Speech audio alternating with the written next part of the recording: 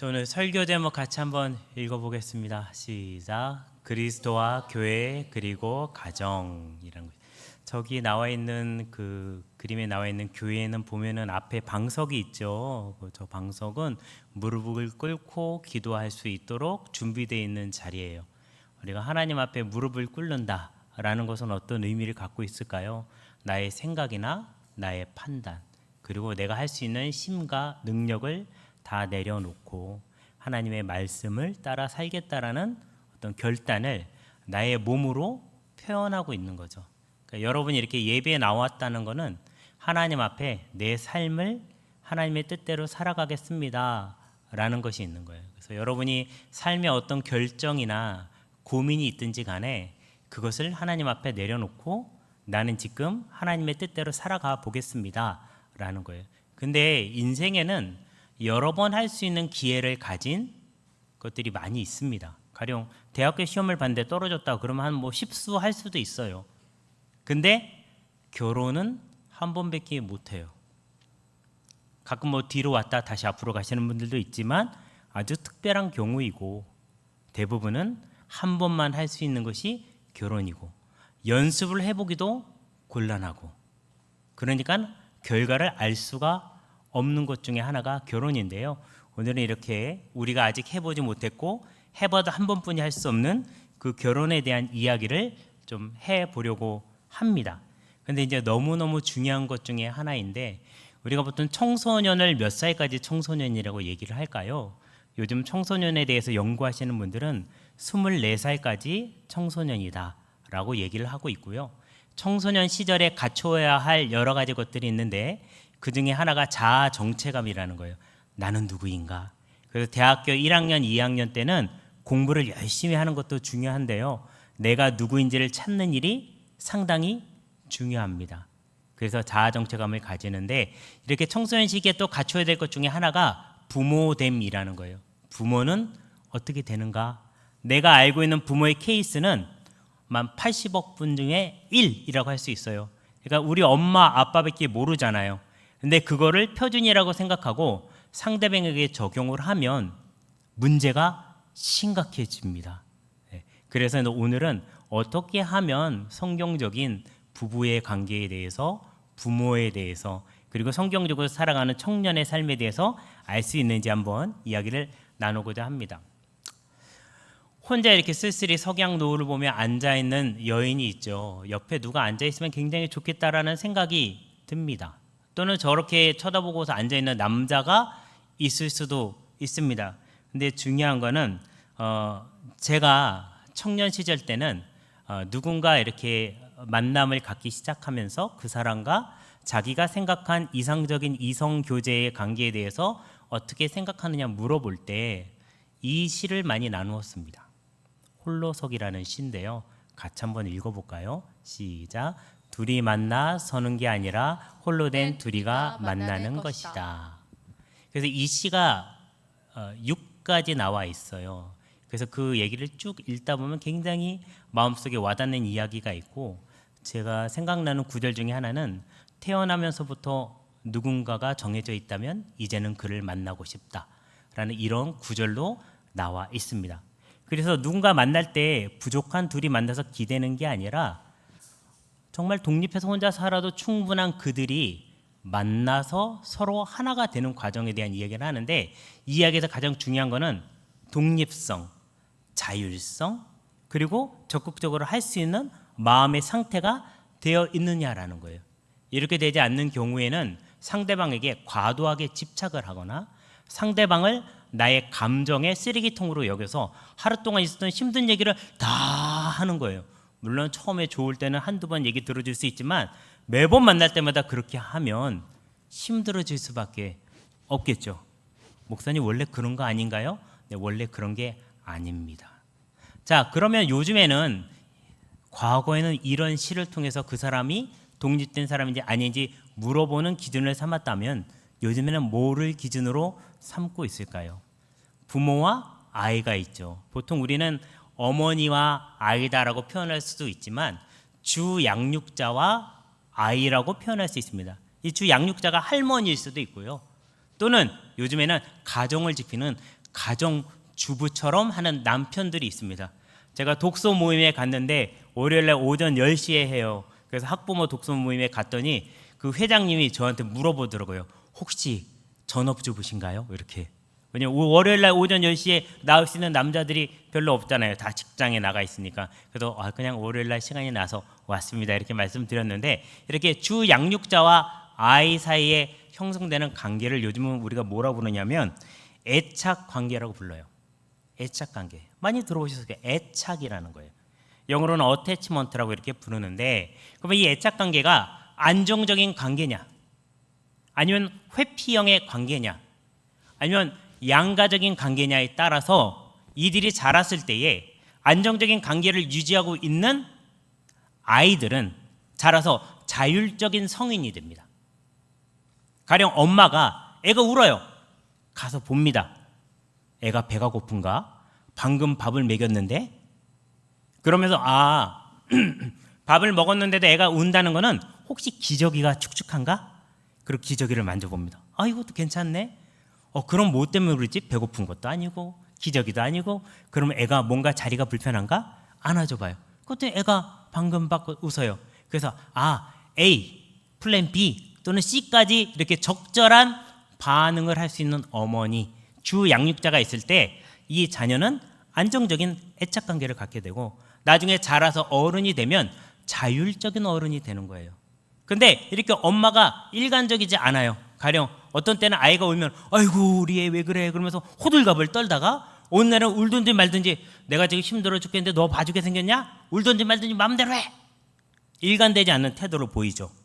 그러면 이 엄마가 아이를 회피하는 거죠. 그러면 이 아이도 회피를 하게 됩니다.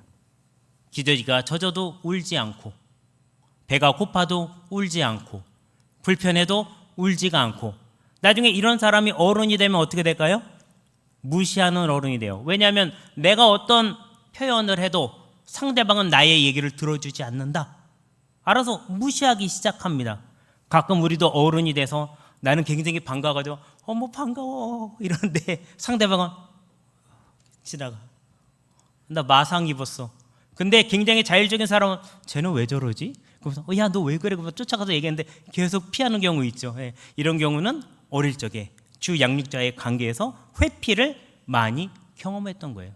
양가적인 경우가 있습니다. 양가적인 경우는 어떤 경우일까요? 양가적인 경우는 엄마가 아빠가 나이가 무엇을 표현했는데 그걸 잘 받아주지 않는 거예요. 이거 어떻게 할까요? 적게 울어서 그런가? 더 세게 울어볼까? 그래서 하고 우는 거예요. 엄마를 만났을 때 엄마한테 가야 되잖아요. 가지 않고 마치 엄마가 없어도 괜찮았던 것처럼 차갑게 대하는 겁니다. 그래서 자기의 표현이 이쪽으로 갔다 이쪽으로 갔다, 감정이 왔다 갔다 하는 표현을 하게 되는 거예요. 그래서 나중에 어른이 되면 그 감정을 확인받고 싶어 합니다. 자기 나 사랑해? 사랑해. 문자로 또 확인합니다. 나 사랑해? 사랑해. 만나서 확인합니다. 나 사랑해? 사랑해. 그리고 잠시 잠깐만 연락이 안 돼도 막 괴롭힙니다. 부대적 전화가 막 수십 통이 와 있어. 만났는데 또 만나고 나면 또 그렇게 반가운 것 같지도 않아요. 그러면서 사람을 피곤하게 만드는데 이 관계가 어디서부터 시작이 된다고요? 부모와의 관계, 주 양육자의 관계를 통해서 어떠한 어른이 되는지가 이미 이 안에 내적인 작동 모델로 AI처럼 들어와 있다라는 사실이에요. 그럼 중요한 건 내가 어른이 되어서 어릴 적에는 내가 판단할 수 없잖아요. 이미 형성이 됐잖아요. 어른이 되어서 내가 어떤 모습인지를 볼 수 있어야 된다는 거죠. 흔히 우리는 이걸 갖다 메타인지라고 불러요. 생각에 대한 생각. 그래서 이 생각에 대한 생각을 생각하는 사람은 누구인가를 발견하는 것이 여러분이 할 수 있는 소위 마음 챙김이라는 거예요. 자, 다시 한번 설명해 드립니다. 생각에 대한 생각을 생각하는 나를 만들어가는 것이 마음 챙김이라는 거예요. Mindfulness Self라고 보통 부릅니다. 그래서 여러분의 행동, 다른 사람과의 갈등을 일으키는 말이나 표현, 이런 것들을 통해서 나 자신을 발견하는 겁니다.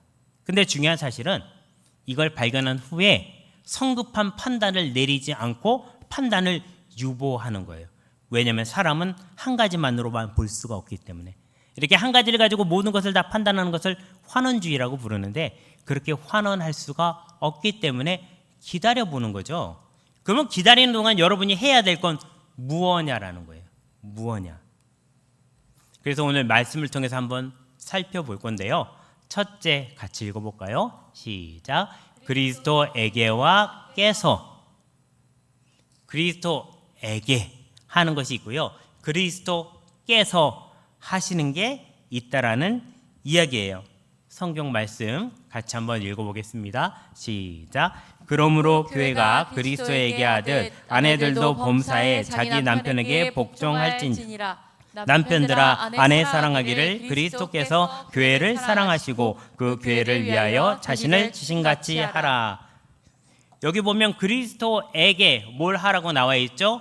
복종하라고 나와 있어요. 이 복이라는 것은 옷을 입었다는 거예요. 여러분, 옷을 입을 때에 굉장히 불편한 옷을 입는 사람은 없죠. 옷은 상당히 편안하게 입는 것입니다. 옷을 어떨 때는 너무 편한 사람들은 옷을 안 입은 것 같아, 이렇게 표현하기도 합니다. 제가 며칠 전에 등산을 갔다 왔는데 어떤 교수님이 등산 간다고 그래가지고 제가 막 준비를 했어요. 등산을 가려면 등산화가 없네, 등산화를 사야 되겠다. 모자가 없네, 모자를 사야 되겠다. 바지는 어떡하지? 바지는 있네. 위에는 뭘 입어야 되지? 사람들한테 막 물어보면서 등산 갈 준비를 해갖고 왔어요. 근데 가봤더니 사실 등산보다도 산책 수준에 가까웠어요. 굉장히 산성을 둘러보고, 이 산성은 어떤 의미로 만들었고 어떤 이유에서 이렇게 조건이 됐는지를 이야기를 하시더라고요. 내가 어떤 일을 할 거냐에 따라서 입는 옷이 달라지겠죠. 여러분, 여기 교회에 왔는데 오늘 예배 드릴 건데 굉장히 편안한 반바지에 나시를 입고 와서 앉아있는 사람은 없다는 거죠. 뭐냐면 어떤 일을 할 거냐에 따라서 입는 옷이 달라집니다. 그러면 그리스도를 따라가기 위해서 나는 어떤 옷을 입어야 될까요? 영적인 전투를 한다고 그러면 빛의 갑옷을 입으셔야 되는 거예요. 찬양을 한다 그러면 새 찬양의 옷을 입으셔야 되는 거예요. 회개를 한다 그러면 죄를 뒤집어 써야 되는 것입니다. 하나님께 기쁨의 찬양을 드린다 그러면 기쁨의 간을 머리에 써야 되는 거예요. 이렇게 무엇을 할 거냐에 따라서 나의 옷이 달라지는 것처럼 남편에게 복종한다는 것은 이 남편이 무엇을 하기를 원하는가, 어떤 일을 하려고 앞장서고 있는가, 그걸 보고 거기에 알맞는 옷을 입고 따라갈 수 있는 사람이 복종하는 사람이라는 거예요. 여러분, 이러한 남편, 이러한 아내를 만나시기를 주님의 이름으로 축원합니다. 우리 집사람은 맨날 집에만 누워있어요. 저희 아내가 그렇다는 소리가 아니라 지금 예를 든 거예요. 왜 그럴까요? 남편이 비전을 제시하지 않고 달려나가지 않으니까 맨날 누워있는 거죠. 알맞는 옷을 입고 따라가야 되는데 옷을 입을 새가 없어요. 근데 중요한 거는 그리스도께서 교회를 사랑하시고 교회를 위하여 자신을 주신 것 같이 남편들이 아내를 사랑하라고 표현하고 있어요. 그러니까 남편의 사랑의 근본은 뭐냐면 아버지가 아니에요. 우리 아버지가 우리 엄마 이렇게 사랑하더라, 그거는 아닙니다. 그리고 우리 할아버지나 또는 세상에는 어떤 연예인이 아니에요. 남편이 아내를 사랑하는 모델은 그리스도예요. 그리스도가 어떻게 사랑했는가? 그러면 거꾸로 한번 얘기해 볼게요. 여러분, 사랑을 받아본 사람이 사랑을 할 수가 있는 거거든요. 어떤 사랑을 받아보았는가? 그리스도에게 어떤 사랑을 받아보았는가? 그리스도의 사랑을 체험해 본 적이 있는가? 그리스도의 사랑을 체험해서 눈물을 흘려본 적이 있는가? 이 사람이 아내를 그리스도에게 받은 사랑으로 사랑할 수 있다라는 거예요. 우리 자매 여러분, 형제를 만나려거든 그리스도의 사랑을 체험해 본 적이 있는지, 눈물을 흘려본 적이 있는지, 주님 앞에 선하고 아름다운 마음을 갖기 위해서 그걸 갖지 못해서 주님 앞에 기도하면서 울어본 적이 있는지, 그 형제를 선택하셔야 됩니다. 윤우야, 그래. 역시 어려울 때는 윤우가 최고예요. 네. 자, 그래서 이 두 사람은 지금 한참 사랑이 싹트고요. 저렇게 석양노을을 보고 하트만 만들어도 굉장히 뿜뿜 뭔가 그 호르몬이 막 솟아오를 그런 때입니다. 그렇다면 이 부부의 상호작용이 뭐냐라는 거예요. 둘이 서로 지낼 때에 한쪽만 무엇을 주고 한쪽만 무엇을 받아서는 절대 안 되거든요. 그리스도에게 복종하듯이 옷을 자연스럽게 입고 따라가고, 그리스도께서 사랑하듯이 그 받은 사랑을 사랑으로 표현할 수 있어야 되는데, 그러기 위해서는 어떻게 해야 되느냐. 아까 말씀드렸죠. 그리스도에게 하듯, 에게 하듯 복종하라. 옷을 입어라. 알맞는 옷을 입어라. 옷을 입을 수 있도록 형제는 비전을 제시하라. 뛰어나가라. 지도자가 되어라. 리드해라 라는 얘기예요. 둘째, 그리스도께서 하듯 사랑하라. 그러면 그리스도의 사랑을 내가 체험해야죠. 알고 있어야죠. 만나본 적이 있어야죠. 그래서 안 믿는 사람과 결혼하기가 어려워요. 믿음이 대충 있는 사람과 만나기가 힘들어요. 내가 정말 너무너무 센시티브하고 너무 중요한 얘기를 하고 있는데 이 얘기를 못 알아들어요. 형제가. 알 수가 없죠. 그러면 이 사람과 결혼할 건데 진짜 중요한 얘기는 누구랑 해요? 교회 소그룹의 형제랑 합니다. 누가 남편이에요? 헷갈리죠? 정체성이 혼란이 일어납니다. 셋째, 공동체로 그 관계를 체험해라. 아내와 남편이 함께 공동체가 되어서 그리스도께 복종하고 그리스도의 사랑을 받고, 이거를 경험해야 된다는 거예요. 우리 베트남에 가려고 얼마나 열심히 토요일마다 모여가지고 연습을 하고 훈련을 하고 준비를 하고 실제 그 현장에 가가지고 마지막 순간인 것처럼 다 쏟아놓고 오잖아요. 이런 거를 같이 경험을 해야 된다는 거예요. 이 사람이 그리스도의 사랑을 실천할 수 있고 복종할 수 있는 사람이 된다는 것입니다. 둘째, 같이 한번 읽어볼까요? 시작. 부모를 떠난가 하나됨. 괜찮습니다. 네. 부모를 떠났다는 거예요. 그리고 하나가 되었다라는 거예요. 우리는 흔히 사람들이 좀 크면 부모로부터 독립해야 된다는 얘기를 많이 듣습니다. 근데 이 독립이 무슨 독립을 얘기하는 걸까요? 예. 일단 우리에게 불리한 경제적 독립은 최대한 늦게 하시는 게 괜찮습니다. 2억까지는 괜찮대요. 그러니까는 받을 때까지는 웬만하면 떠나지 말고 주변을 계속 맴돌면서 받아내셔야 됩니다. 제가 이상한 얘기하고 있지만 조금 더 현실에 와닿는 얘기인 겁니다. 그러면 언제 떠나야 되느냐? 무엇이 떠나야 되느냐라는 부분이 있는 거죠. 그리고 하나됨이라는 건데, 하나 된다라는 건 도대체 어떤 의미를 갖고 있느냐라는 것이에요. 창세기 2장 24절의 말씀인데요. 같이 한번 읽어보겠습니다. 시작. 이러므로 남자가 부모를 떠나 그의 아내와 합하여 둘이 한 몸을 이룰지로다. 여기 있는 분들 중에는 중고등학생은 없기 때문에 제가 편안하게 얘기해도 된다고 생각이 듭니다. 그래서 일단 부모의 영향력에서 분리가 되는 것이 부모를 떠난다라고 볼 수가 있어요. 아까 볼 때 굉장히 어릴 적에 안정적인 애착을 주셔가지고 내가 자율적인 어른으로 자랄 수 있게 도와준 부모님께는 그렇게 영향력에서 크게 떠날 이유가 없겠죠. 그런데 부모님이 어릴 적에 나를 자꾸 피하시고 잘 안 돌봐주셔서 나는 무시하는 어른으로 자랐어요. 그러면 그 부모의 영향력으로부터 떠나야 됩니다. 그러면 어릴 적에 있었던 애착 관계가 어른이 되었을 때 몇 %까지 영향을 미치느냐? 70%가 영향을 미친다는 거예요. 그러면 나머지 30%는요, 영향을 안 받았다는 거예요. 안 받은 사람은 어떤 사람인가? 생각하는 존재는 누구인지를 알았던 사람이라는 거예요. 메타 인지가 됐던 사람들은 그 영향으로부터 떠날 수 있었다라는 거예요. 제가 지금 부모님을 욕하는 게 아닙니다. 보통 패들이 이런 얘기 하던데 그게 아니라 부모로부터 올 수 있는 나쁜 영향을 판단을 내리지 않고 인식을 하는 거예요. 그럼 나한테는 어떤 영향을 미치게 되었는가? 왜냐하면 부모님이 나를 잘 키우든 못 키우든 부모님은 부모님이에요. 나한테 유산을 많이 주든 안 주든 부모님은 부모님이라고요. 나에게 악영향을 끼치고 때론 나를 힘들게 해도 부모님은 부모님입니다.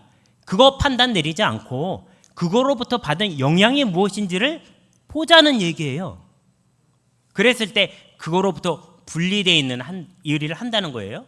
분리된 다음에 나는 뭘 해야 될까요? 분리된 사람은 리셋을 해야 됩니다. 흔히 우리가 리셋이라고 그러면 제로라고 생각하는데 리셋은 제로가 아니고요. 코로나를 지내면서 사람들은 코로나 이후의 사회를 리셋 사회라고 불러요. 리셋 사회는 뭐냐면 기존에 가지고 있던 가치관들이 여러 가지가 있는데 가치관이 있어서 그 정렬이 되는 순서가 쭉 있었는데 이 순서가 갑자기 뒤바뀌기 시작합니다. 왜냐면 코로나 시기에는 사람들이 못 모이잖아요. 그러니까 뭐가 중시됐습니까? 가족이 갑자기 중시가 됐어요. 가족끼리는 모여도 괜찮대요. 할아버지 할머니까지도 모여도 괜찮대요. 감염병이 있어서 거기로부터 격리되어야 되는데 할아버지 할머니까지는 괜찮다는 거예요. 갑자기 가족이 쑥 위로 올라오기 시작합니다. 그리고 뭐가 사람들에게 많이 곽광을 받기 시작했죠? 온라인 플랫폼이 확 곽광을 받습니다. 그래서 시간과 공간을 떨어뜨려 놓고 보아도 같이 시간과 공간을 합쳐서 할 수 있는 게 뭐냐? 그리고 회사를 보니까 그동안은 다 나와서 일을 했는데 다 나가지 않아도 되는구나. 이 회사에 있으나 없으나 똑같은 사람도 있구나. 그래서 갑자기 정리해고를 하기 시작합니다. 그러니까 이런 새로운 가치관이 위로 떠오르면서 정렬이 새롭게 된다는 거예요. 여러분이 매일 입고 있던 옷이 이 옷이 편해서 입고 있었는데 리셋이 되면 편한 옷이 아니라 필요한 옷이 무엇인지 발견하게 되고 바뀌게 된다. 이게 바로 부모를 떠난다라는 거예요. 애착의 대상이 부모였는데 이제는 여러 사람으로 스펙트럼이 넓어지기 시작한다는 그런 뜻입니다. 그럼 합하여 둘이 한 몸이 되었다라는 것은 어떤 뜻일까요? 안 넘어가요. 네, 누가 만졌나 봐요. PPT가 안 넘어갑니다. 네. 그래서 신체적인 친밀과 결합을 얘기하는데 여러분 신체적으로 친밀한 경우가 제가 쉽게 예를 들어볼게요. 어디 가서 성매매를 했어요. 누가? 신체적으로 친밀해지겠죠. 그 사람들을 공동체라고 부르나요? 그렇지 않죠. 단순한 신체적인 친밀, 신체적 접촉이 공동체를 형성하는 건 아니라는 거예요. 그러니까 하나님의 뜻과 그리고 서로 비전과 목표를 향하여 나아가는 사람들이 하나가 되고 그들이 공동체를 이루었을 때 그들이 둘이 한 몸이 됐다라고 이야기할 수 있다라는 거죠. 단순히 누가 좋아서 손자분이니까 너무 좋아. 제 후배도 한 명 누가 그러더라고요. 목사님 주변에 남자가 있으면 소개시켜 주십시오. 왜요? 그랬더니 저 손도 잡고 싶고 같이 데이트도 하고 싶은데 남자가 없습니다. 그래요? 제가 좀 들어주긴 곤란하지만 일단 들어줄 수 있도록 노력해 보는데 하여튼 뭐 잘 모르겠습니다. 일단 이렇게 얘기를 했거든요. 그러니까 단순히 어떠한 신체적인 접촉을 위해서 둘이 하나가 되는 일이 아니라 정말 공동체로 하나가 되는 그 일에 대해서 이야기를 하고 있는데 그러면 이 둘이 하나가 된 공동체는 어떠한 모습일까요? 단순히 우리는 부부만 생각하지만 부부가 만나서 자연스럽게 정말 온전한 사랑을 하게 되면 열매가 생기거든요. 오늘 좀 문제가 있는 것 같은데요. 누가 자꾸 만지든지. 네, 넘겨주세요.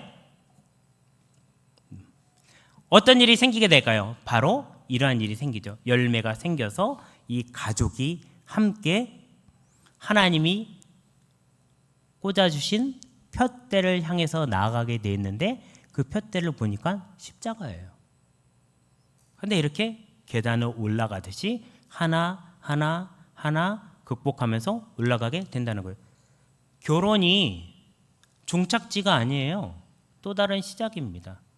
자녀가 나면은 완전해지는 게 아니에요. 그때부터 새롭게 서로 맞춰가면서 뭔가를 만들어가야 되는 상황이 펼쳐지게 된다라는 것이에요.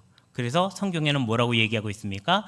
이 비밀이 크도다. 나는 그리스도와 교회에 대하여 말하도다. 지금 사도 바울이 가정에 대해서 얘기하는 줄 알았어요. 가족에 대해서 얘기하는 줄 알았어요. 그런데 사실은 그리스도와 교회에 대해서 이야기하고 있다고 그래요. 여러분 교회는 여러 가족들이 모여서 공동체를 이루고 있는 거예요. 이 교회 안에는 여러 가족들이 모여 있고 이 가족들은 어머니 아버지도 있지만 아들 딸이 있어요. 그래서 세대에서 세대로 다시 세대가 다음 세대에게 이야기를 물려주고 있는데 어떤 이야기를 물려주느냐에 따라서 이 교회의 생명력은 길기도 하고 생명력이 거기서 끝나기도 하며 생명이 더 왕성해지기도 하는 거예요.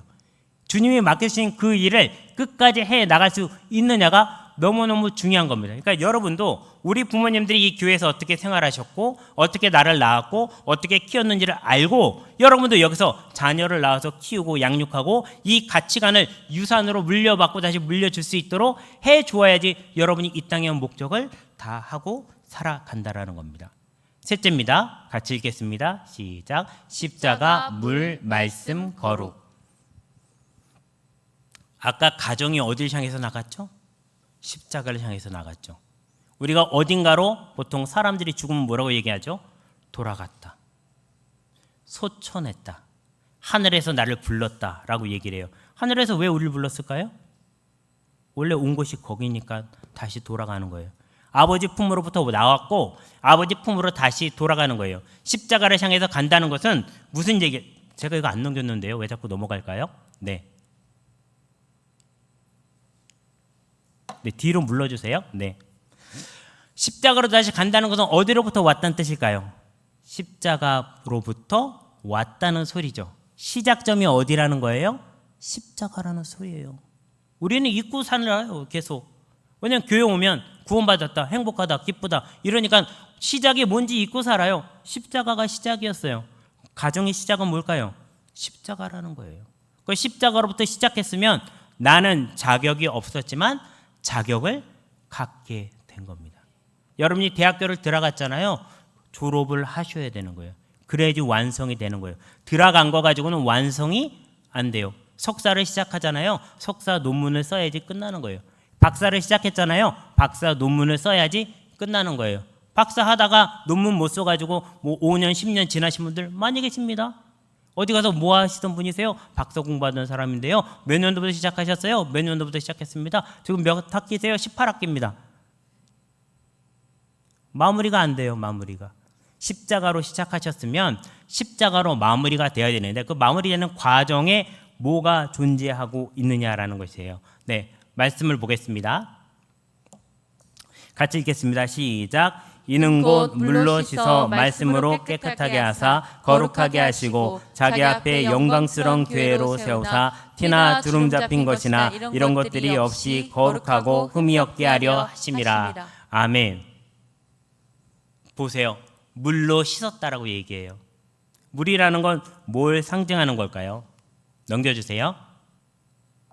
물이라는 것은 세례를 의미합니다. 세례라는 것은 죽음을 의미해요.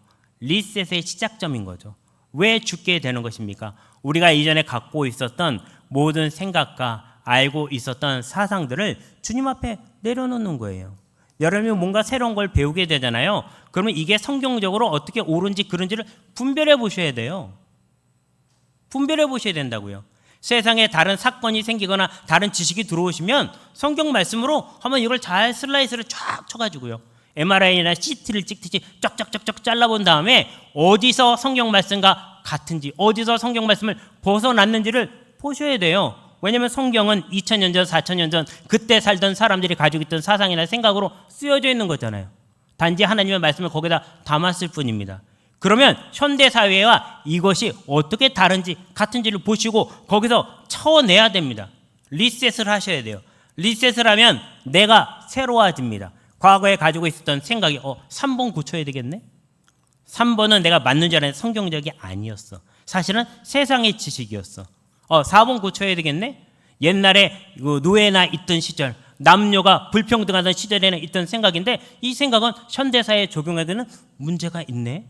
그러면 어떻게 바꿔야지 성경적이면서 현대사회와 딱 맞아 들어가는 생각이 될까? 고쳐가셔야 돼요. 만약 그거 안 고치시면 여러분 지금 우리는 다 히브리어, 헬라어로 성경을 보셔야 돼요. 왜 어디 감히 한글로 번역해서 성경을 봐요? 이 교회 다니려면 몇 개월 동안 헬라어, 히브리어 그것도 고전 그거 배우셔가지고 보셔야 돼요. 고전 뜻 모르시잖아요. 어떻게 해석되는지 모르잖아요. 내가 맞다고 생각하지만 틀린 얘기일 수도 있잖아요. 그리고 찬송가 부르시면 안 돼요. 어디 가면 경건한 하나님의 성전에서 외국 민요에다가 가사를 붙인 걸 불러요. 그렇죠? 그리고 악기 쓰면 안 됩니다. 하나님 주신 천상의 악기 목소리로만 불러야 돼. 아카펠라로. 그리고 여자가 부르면 안 돼요. 남자가 불러야 돼요. 어디 감히 여자들이 노래를 부릅니까? 근데 남자가 하이가 안 올라가면 어떡해요? 네? 그래가지고 뭐 이렇게 몸에다 이상하게 해가지고 하이 소리 나게 하잖아요? 제가 그러니까 이게 얼마나 사람들이 한쪽 눈으로만 보고 나가면 편파적이게 될 수 있는지를 얘기하는 거예요. 근데 이런 여러 가지 것들을 생각할 때 물로 씻는다. 나는 리셋이 됐다. 위기가 발생하죠. 인생에 갑자기 내가 잘 살아온 것 같은데 갑자기 큰 위기가 꽝 닫힙니다. 아버지가 돌아가셨다든지 내 병에 암이 생겼다든지 사업이 망한다든지 그러면 리셋이 생겨요. 정말 중요한 게 이거였구나. 그렇게 살아가게 된다라는 거죠. 그러면 새로운 기준을 세워야 될 거 아니에요. 뭘로 세우냐? 말씀으로 세워야 돼요. 정렬의 기준이에요. 목적은 뭐예요? 거룩이라고 얘기하고 있어요. 거룩이란 말처럼 어렵고 쉬운 말이 없어요. 거룩. 하나님의 뜻대로 뭔가가 된다라는 거죠. 다음 그림 한번 볼까요? 네, 이게 뭐냐면요. 그 스페인의 바르셀로나에 있는 라 사그리다 파밀리아 바실리카예요. 한국말로 하면 성가족 교회예요. 영어로 하면 Holy Family Church라고 이렇게 부릅니다. 한번 글씨 한번 볼게요. 1882년 3월 19일에 시작을 했어요. 공사를. 그러니까 이게 벌써 143년째 건축을 하고 있는 중입니다. 지금 저 도시를 보면 도시를 압도할 만한 크기의 가족을 상징하고 있는 형상하고 있는 교회예요. 이 교회를 이제 건축하기를 이제 계획한 사람은 따로 있었는데 이것을 건축한 건축가는 안토니오 가우디라는 사람인데 이 사람은 이런 생각을 한 거예요. 교회라는 건물은 세상을 향해서 압도적으로 그리스도를 나타내는 건물이 되어야 한다라고 표현하고 있다라는 거죠. 여러분, 그리스도께서 여러분과 어딘가에 있을 누군가를 함께 불러서 가정이 되게 하시고 그리고 교회를 세우듯이 여러분을 세우신다는 것은 세상을 압도할 만한, 그것이 꼭 크기만은 아닙니다. 여러 가지 의미에서 세상을 압도할 만한 무엇으로 세우기를 원하신다라는 거예요. 그래서 이 그리스도께서 하시는 그 일에 우리는 복종할 수 있어야 되고, 그리스도께서는 우리를 교회를 사랑하듯 우리 가정을, 나와 그 누군가를 사랑하신다라는 거예요. 그 사랑의 시작은 십자가이고 그 사랑을 위해서 우리는 물에 죽었고 다시 나의 모든 생각들이 재정렬되며 이 정렬의 기준은 말씀이고 결국 이 말씀의 끝은 어딜 향해서 가고 있는가? 거룩을 향해서 가고 있다라는 것입니다. 말씀을 다시 보겠습니다. 같이 읽겠습니다. 시작. 이는 곧 물로 씻어 말씀으로 깨끗하게 하사 거룩하게 하시고 자기 앞에 영광스러운 교회로 세우사 티나 주름 잡힌 것이나 이런 것들이 없이 거룩하고 흠이 없게 하려 하심이라. 다음 보여주세요.